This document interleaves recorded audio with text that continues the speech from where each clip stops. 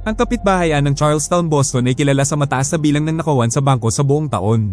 4 na magkababata ang partikular na magaling dito, sina Doug, Jem, Blonsey, at Des. Si Doug ang utak sa likod ng kanilang mga plano at sinasabi niya sa tatlo ang lahat ng detalye na kailangan nilang kabisaduhin ng walang pagkakamali bago ang kanilang susunod na operasyon. Nang may pumasok na gwardya sa bangko na may dalang bag ng pera, sinamantala nila ang pagkakataon na itulak ito at pumasok kasama niya at agad na kinontrol ang sitwasyon. Ang bawat taong naroon ay pinadapa sa lupa, kinuha ang mga cellphone at matapos ubusin ang mga pera sa cashier station, pinilit nila ang manager na si Claire Kisi na buksan ang vault. Matapos kunin ang lahat ng pera at ilagay ang mga hard drive ng security camera sa isang microwave upang sirain, ay nagbuhos ng bleach ang grupo sa buong paligid para burahin ang anumang ebidensya ng DNA, pero di nila alam na pinindot na pala ni Claire ang isang alarm button gamit ang kanyang paa hanggang sa huli na ang lahat. Nang sa wakas ay napansin nila, binugbog ni Jem ang assistant manager sa paniniwalang ito ang gumawa niyon at habang marahas siyang kumikilos, nakita ni Claire ang tattoo sa kanyang leeg. Dahil nakitang papalibutan na sila ng pulisya, nagpasya si Jem na isama si Claire bilang hostage na isang bagay na hindi nila kailanman ginagawa. Piniringan nila ito bago alisin ang kanilang mga maskara at ang sapat na ang layo nila sa bangko ay iniwan nila ito sa dalampasigan dahil hindi na nila ito kailangan. Ang pinangyarihan ng krimen ay hinawakan ng FBI sa pamumuno ni Special Agent Adam Frawley. Nakikita niyang inasikaso ng mga magnanakaw ang bawat posibleng detalye at walang iniwang ebidensya na nangangahulog ang mga profesional sila. Natagpuan din ng kanyang mga tauhan ng van na ginamit nila sa pagnanakaw, ngunit sinunog ito at walang sino man sa kapitbahayan ang gustong magsalita bilang testigo. Kinaumagahan, tinanong ni Frawley si Claire na nagsabi sa kanya ng kaunting alam niya at hindi binanggit ang detalye ng tattoo dahil nagbanta ang mga magnanakaw na papatayin siya kung magbibigay siya ng anumang impormasyon sa FBI. Samantala, nagtipon ng 4 na magnanakaw upang pag-usapan ang masamang ideya ni Jem na kumuha ng hostage, ngunit nang dumating ito, ay mas masamang balita ang dala niya. Hawak niya ang ID ni Claire at napansin na malapit lang ito sa kanila nakatira, kaya madalas niya itong makikita sa labas. Naisip niyang sundan ito at tiyaking takot na takot ito para di magsalita. Ngunit si Doug ang pumalit at nagsabing siya na ang gagawa dahil nakulong na si Jem ng isang beses at di na siya pwedeng magkaroon ng second strike. Ngunit sa katotohanan, gagawin niya to dahil wala siyang tiwala kay Jem dahil sa karahasan nito. Pagkatapos, umikot sina Doug at Jem sa kapitbahayan para magbayad sa kanilang gun dealer, sa kanilang car dealer, at kay Fergie, isang Irish mobster na ang front ay isang flower shop. Pagkatapos ay ginugol nila ang gabi sa pag-inom, pagsusugal, at paggamit ng droga kasama ang mga call girl. Kinabukasan ng gabi, umiinom silang 4 sa isang bar nang lapitan sila ni Chris, ang kapatid ni Jem at isang single mother. Dating magkasintahan sila ni Doug at sinabi niyang namimiss niya ito, ngunit ayaw na ni Doug ng anumang kinalaman sa kanya at umalis. Pagkalipas ng ilang oras, gayunpaman, habang nanonood ng TV si Doug sa kanyang tirahan, pumasok si Chris gamit ang kanyang lumang kopya ng mga susi at nakipagtalik sa kanya sa sopa. Kinabukasan, sinimulan ni Doug na sundan si Claire at pumasok sa laundromat kasunod nito. Nang magsimula itong umiyak dahil nakakita ng mga kupas na mantsa ng dugo sa damit niya, sinamantala niya ang pagkakataon na makipag-usap at nagpanggap na inaaliw ito. Para mapabuti ang pakiramdam nito, isinama niya ito para uminom. Nagkwentuhan sila at naging malapit pero nagsinungaling si Doug at sinabing nagtatrabaho siya sa construction at ang kanyang ama ay nakatira sa suburb sa halip na nasa kulungan. Tapos ay sinama niya ito sa isang boat ride na sinabi niyang pagmamayari ng isang kaibigan pero ang totoo ay ninakaw niya lang to para gamitin. Nang tanungin siya nito tungkol sa lahat ng magnanakaw sa bangko na nakatira sa Charlestown, sinabi lang niya na pinalalaki lang ang mga kwento. Kinabukasan, nang nakipagkita si Doug kay Jem, sinabi niya rito na kontrolado niya si Claire at di ito kailangang patayin. Matapos tanungin at bugbugin ang isa niyang criminal contact, nakakuha ng clue si Frawley. Ang mga magnanakaw na ito ay hindi basta-basta at profesional sa kanilang ginagawa. Ang ganitong uri ng kaalaman ay maaari lamang makuha habang nagtatrabaho sa isang lugar tulad ng Vericom, kaya sinimulan nilang tingnan ang mga talaan ng trabaho at profile ng mga empleyado. Nakipagkita rin si Frawley kay Claire para sa tanghalian upang magtanong ng ilang bagay tungkol sa trabaho at sinubukang makipag-flirt dito, ngunit nabanggit nitong may dinidate na siyang iba. Nagsimulang mag-date sina Claire at Doug, isang bagay na inilihim ni Doug sa kanyang grupo. Habang lalo silang nagiging malapit, mas marami silang ibinabahagi tungkol sa isa't isa. Inamin ni Claire na nakikipagtulungan siya sa FBI at kunwaring nag-uusisa lang si Doug at tinanong kung mayroon ba silang posibleng suspect. Nabanggit din niya ang tattoo na nakita niya na hindi niya alam kung sasabihin kay Frawley dahil baka mapatay siya dahil doon. Pinayuhan siya ni Doug na ilihim muna ito ngayon bilang alas na maaari niyang gamitin sa huli, lalo na kung nangangahulugan ito na maiwasan ng witness protection. Bilang kapalit, ibinahagi ni Doug na iniwan siya ng kanyang ina noong 6 na taong gulang siya at sinubukan niya itong hanapin, ngunit walang ginawa ang kanyang ama tungkol dito. Sa isa sa kanilang mga date, nagkwento si Claire tungkol sa kailangang dumaan sa malayong daan para pumasok sa trabaho dahil may ilang miyembro ng gang na nagbabato ng mga bote sa kanyang sasakyan kung dadaan siya sa normal na daan. Kaya matapos itong ihatid sa kanyang bahay, sinundo ni Doug si Jem at magkasama silang pumunta para takutin ang mga nambabato. Binugbog lang sila ni Doug at nag-iwan ng ilang droga at sinabihan silang umalis bago mag-weekend, ngunit masyadong nadala si Jem at binaril ang binti ng lalaki bago alisin ang kanyang maskara at ipakita ang kanyang mukha rito. Kaya nadismaya si Doug sa lumalalang karahasan ni Jem habang tumatagal. Samantala, natagpuan ni Frolie ang file ni Des bilang empleyado ng Vericom kung saan ang kanyang mga sick leave ay tumutugma sa mga petsa ng mga pagnanakaw sa bangko. Dahil dito ay sinundan nila siya at natuklasan ng pagkakakilanlan ng buong grupo pero kulang pa rin sila ng matibay na ebidensya para hulihin sila. Sa ngayon, nagutos si Frolie sa kanyang mga ahente na bantayan silang lahat. Isang araw habang nagtatanghalian na magkasama, sinabi ni Claire kay Doug na ang panahong ito ay nagpapaalala sa kanya sa araw na namatay ang kanyang kapatid. Nang umalis muna ito sa lamesa para pumunta sa banyo, biglang sumulpot si Jem at umupo kasama si Doug na nag-aalala ngayon na malalaman nito ang kanyang sikreto kaya sinubukan niya itong paalisin pero ayaw nito. Nang bumalik si Claire ay nagulat si Jem nang makita ito pero nakisabay pa rin siya at nakipagkwentuhan ng kaunti bago umalis habang kunwaring nagpaalam si Doug pero para lang matakpan ng tato ni Jem gamit ang kanyang kamay. Nang maglaon ay hinarap ni Jem si Doug tungkol dito at sinabing maling ideya na matulog kasama ang taong maaaring magpakulong sa kanila. Hindi pa niya ito sinasabi sa iba ngunit gusto niyang may gawin si Doug tungkol dito at bawiin ito sa kanilang susunod na operasyon. Hindi iniisip ni Doug na handa na sila para sa kanilang susunod na pagnanakaw dahil hindi niya gusto ang mga taong makakatrabaho nila kaya dapat silang maghanap ng iba.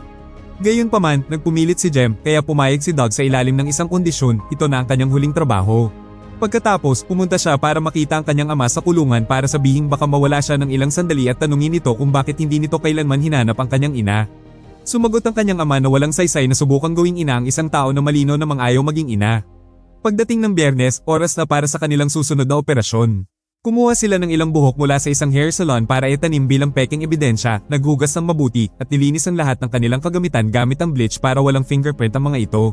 Pagkatapos ay sumakay sila sa kotse para sundan ng isang armored truck at ninakawan ito nung pumarada ito. Naging maayos ang lahat sa simula ngunit ang isa sa mga gwardya ay lumaban at itinutok ang kanyang baril sa kanila. Paparating na rin ng mga pulis kaya para hindi na mag-aksaya ng oras, pinatay nila ang gwardya at bumalik sa kotse at mabilis na humarurot para hindi mahuli. Nagdulot sila ng maraming banggaan sa daan at nang sa wakas ay mock-corner sila ng mga pulis, binaril din nila ang mga ito bago umatras at tumakas sa daang pinanggalingan nila. Sa pagkakataong ito, sinubukan ni Glonzy ang ilang delikadong driving tricks na naging dahilan para magbanggaan ng mga kotse ng pulis sa isa't isa at sa wakas ay natakasan nila ang mga ito nang marating nila ang kanilang pang-apat na miyembro na naghihintay sa kanila sa isa pang kotse. Kaya lumipat sila ng sasakyan at sinunog ang unang kotse na humarang sa daan ng mga pulis. Si Frolie, na sumusubaybay sa kaso mula sa kanyang opisina, ay nagutos sa pulisya na isara ang tulay, ngunit huli na ang lahat, tinawid na ito ng mga magnanakaw bago pa makarating ang mga pulis doon. Habang nagpapalit muli sila ng sasakyan, nakita sila ng isang random na pulis na nakaparada sa malapit, ngunit nagbulag-bulagan ito sa kanila. Bagamat wala pa silang lehitimong ebidensya na magagamit, gusto man lang silang makausap ni Frolie, kaya ipinadala niya ang kanyang mga tauhan para dalhin silang apat para sa interogasyon. Matapos silang pasalitain ng mga linyang sinabi ng mga magnanakaw sa mga biktima, sinubukan ni Frolie na magtanong ng ilang bagay, ngunit nanahimik lang si Jem matapos humingi ng abogado at si Doug, dahil alam na walang hawak laban sa kanya, ay nagsabi sa kanyang palagi nilang alam na sinusundan sila ng FBI dahil alam ng lahat kung ano ang hitsura ng kanilang mga antena. Ang susunod na hakbang ni Frolie ay subukang makakuha ng mga clue mula kay Claire pero nang tumawag siya sa bangko, nalaman niyang nag-resign na to. Dahil naghihinala na sa kanya ngayon, ipina-wiretap niya sa kanyang mga tauhan ng telepono nito at alamang nakikipag-ugnayan nito kay Doug sa buong panahong ito. Nalaman din ni Doug na nagbitiw ito na makipagkita siya rito para bigyan ito ng isang diamond necklace kaya sinamantala niya ang pagkakataon na hilingin dito na sumama sa kanya para umalis na tinanggap naman ito. Matapos ang kanilang date, binisita si Claire ni Frolie na napansin ng kwintas bago ipakita sa kanya ang profile ni Doug at sabihin ang katotohanan. Samantala, nakipagkita si Doug kay Jem na may bagong trabaho mula kay Fergie ngunit tinanggihan ito ni Doug at sinabihan itong maghanap ng iba dahil tapos na siya. Kinagalit ito ni Jem at sinambatan siya sa pag-iwan kay Chris at sa sanggol nito pero pinaalala sa kanya ni Doug na hindi siguradong siya ang ama ng sanggol at habang nagpapasalamat na kinupkup siya ng pamilya ni Jem noong bata pa siya ay hindi kailanman mangyayaring silang tatlo ay masayang magkakasama. Ipinunto ni Jem na minsan na siyang nakapatay ng lalaki para protektahan si Doug at nakulong ng 9 na taon dahil doon ngunit hindi natinag si Doug, tinanggihan pa rin niya ang trabaho. Pumunta siya pagkatapos para makita si Fergie upang ipaalam din ito ngunit ayaw ni Fergie ng iba dahil si Doug ang tunay na utak dito. Ang ama ni Doug ay nagsolo rin pala dati at iyon ang dahilan kung bakit nilulong ni Fergie ang kanyang ina sa droga. Hindi pala to umalis kundi namatay ito sa overdose at matagal na silang nagsisinungaling kay Doug. Kung hindi niya tatanggapin ang trabaho, nagbanta si Fergie na gagawin kay Claire ang ginawa niya sa kanyang ina. Kaya nagmadaling pumunta si Doug kay Claire para tiyaking maayos ito ngunit pinalayas siya nito at hindi pinayagang magpaliwanag o humingi ng tawad. Mula noon, sinubukan niyang bantayan ang apartment nito at nakita ang isa sa mga tauhan ni Fergie na nagpasabit ng funeral wreath sa pinto nito. Sinira ito ni Doug habang sa wakas ay tinanggap na wala siyang pagpipilian kundi tanggapin ang trabahong ito. Matapos bisitahin si Chris para sabihing aalis siya pagkatapos ng trabahong ito, sinubukan ni Doug na lapitan muli si Claire at nangakong di niya ito kailanman sasaktan dahil marami na daw siyang ninakawang bangko pero di pa siya nakakapatay ng sinuman. Pagkatapos ay hiniling niyang hintayin siya bago umalis. Nagtipon ng grupo para pakinggan ang plano ni Fergie, mayroon siyang inside information para nakuha ng Fenway Park at gagawin nila ito sa umaga pagkatapos ng malaking laro kung kailan puno ang kanilang mga safe. Habang pinag-uusapan nila ang mga detalye, nilapitan ni Frawley si Chris sa isang bar sa pag-iisip na baka siya ang mahinang bahagi sa pamilya. Matapos magpanggap na nakikipag-flirt dito, ipinakita niya ang kanyang badge at ipinahiwatig na alam niyang tagahatid siya ng droga para kay Fergie.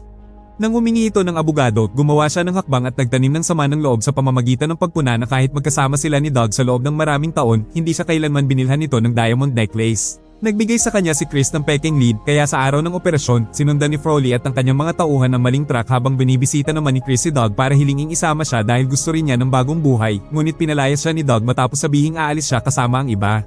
Natagpuan siya ni Frawley na maglaon sa ospital matapos niyang may bangga ang kanyang kotse habang nasa ilalim ng impluwensya ng droga at nangako itong hahanap ng proteksyon para sa kanya at sa kanyang anak kapalit ng impormasyon.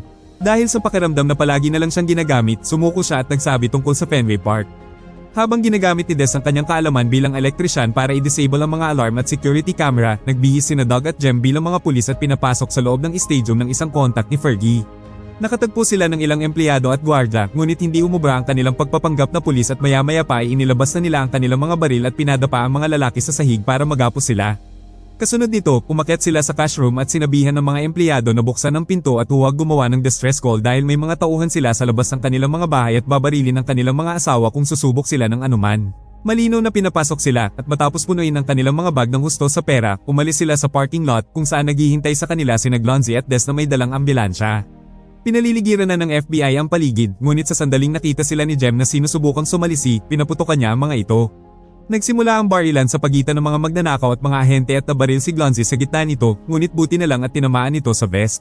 Habang patuloy na nagpapaputok ang tatlo, sumalisi si Des pabalik at binuksan ang pinto para maitulak nila ang truck kasama ang mga ahente palabas doon. Matapos niyang isara muli ang pinto, sinabi ni Doug kay Des na hindi tulad ng iba, wala siyang police record, kaya maaari siyang lumabas at makakuha lamang ng 7 taon at walang sino man sa kanila ang sisisihin siya rito. Gayunpaman, medyo nainsulto si Des dito at nanatili matapos magmura kay Doug. Naghagis ang FBI ng ilang stun grenade sa mga bintana noon at habang apektado ang mga pandaman ng mga magnanakaw, naramdaman nila ang mga special agent sa loob na binaril si Des sa sandaling tumayo ito. Nagpasya si Glonzy na gawin ang isang napakadelikadong plano, magmamaneho siya palabas at kukuha sa atensyon ng FBI sa kanya habang si Doug at Jem ay magpapalit pabalik sa kanilang mga costume na pulis at maglalakad ng palabas sa pangunahing pinto dahil hindi maghahanap ang FBI ng mga opisyal ng pulisya. Nag-aalala si Doug sa kaligtasan ni Glonzy kung lalabas ito, ngunit nangako si Glonzy na magaling siyang driver at alam kung paano tumakas. Lumabas ang ambulansya at nagawang magmaneho sa kabilang kanto ng walang problema, ngunit nang hindi ito mapatigil ng FBI sa pamamagitan lamang ng pagbaril sa mga gulong nito, isang sniper ang pumatay kay Glonzy sa pamamagitan ng pag-asinta sa ulo nito. Habang sinusuri ng FBI ang ambulansya, sa pag-iisip na nandoon ang lahat ng magnanakaw, matagumpay na nakapagpalit sina Doug at Jem ng mga uniforme ng pulis at madaling nakatakas sa pamamagitan ng pakikihalo sa ibang mga opisyal. Gayunpaman, hindi nagtagal ang trick dahil nakatanggap ang FBI ng impormasyon mula sa mga empleyadong tinalian sa loob na nagsasabing in-ambush sila ng mga pulis kaya agad na naghanap si Frawley sa paligid ng mga pulis na kumikilos ng kainahinala. Mabilis ding napansin si Jem na mabilis na naglalakad palayo na may malaking bag sa kanyang balikat at sinundan nito sa isang parking lot. Sa sandaling tinawag siya ni Frawley sa kanyang pangalan, pinaputukan siya ni Jem at maya-maya pa ay napalibutan na siya ng FBI at mga pulis habang nanonood si Doug mula sa katapat na kalye. Nagawang sugatan ni Frawley si Jem sa binti kaya nagtago ito sa likod ng isang mailbox bago na lamang naubusan na pala ito ng bala. Sa pagtanggi na bumalik sa kulungan, nagpakamatay siya sa pamamagitan ng paglalakad palabas na hawak ang kanyang mga baril na naging dahilan upang barilin siya ng mga ahente sa mismong lugar. Hindi hinayaan ni Doug na mabaliwala ang kanyang sakripisyo at tumakas sa pamamagitan ng pagnanakaw ng kotse ng pulis habang ang lahat ay abala sa pagsusuri sa katawan ni Jem. Nagmaneho siya patungo sa flower shop at pinatay pareho si Fergie at ang tauhan nito nang hindi man lang nasasaktan dahil nakasuot siya ng bulletproof vest. Pagkatapos ay kinuha ni Doug ang ilang perang itinago niya at tinawagan si Claire na kasama ang FBI sa apartment na nakikinig sa usapan nila. Hiniling ni Claire na pumunta ito sa pag-aangking nag-iisa siya, ngunit alam ni Doug na nagsisinungaling ito dahil tinitingnan niya ang apartment mula sa katabing gusali. Pumayag pa rin siyang pumunta at hiniling na makipagkita rito sa likod na pinto sa loob ng 1 oras. Matapos niyang humingi muli ng tawad dito, binanggit ni Claire ang Sunny Days bilang isang banayad na pahiwatig upang ipaalam sa kanya na ang lahat ay isang bitag at sumabay naman si Doug. Habang naghihintay ang FBI kasama si Claire sa isang taong hindi darating, nagtago si Doug ng ilang pera sa kanyang hardin at nag-iwan ng sulat sa kotse ni Frawley na nang-iinsulto rito. Pagkatapos ay umalis siya ng lungsod sa pamamagitan ng tren habang nakasuot ang uniforme ng MBTA. Naghihinala si Froley sa linyang Sunny Days ni Claire, ngunit masyado itong malabo para magamit niya bilang ebidensya ng anuman at laya si Claire sa anumang posibleng kaso. Pagkalipas ng ilang araw, natagpuan niya ang perang iniwan ni Doug para sa kanya na may kasamang sulat na nagsasabing balang araw ay magkikita silang muli. Nagpasya siyang i-donate ito upang mapaayos ang lokal na hockey arena kung saan minsang naglaro si Doug bilang pag-alala sa kanyang ina. Huwag mo sana kalimutan mag-like at subscribe at salamat po sa panonood.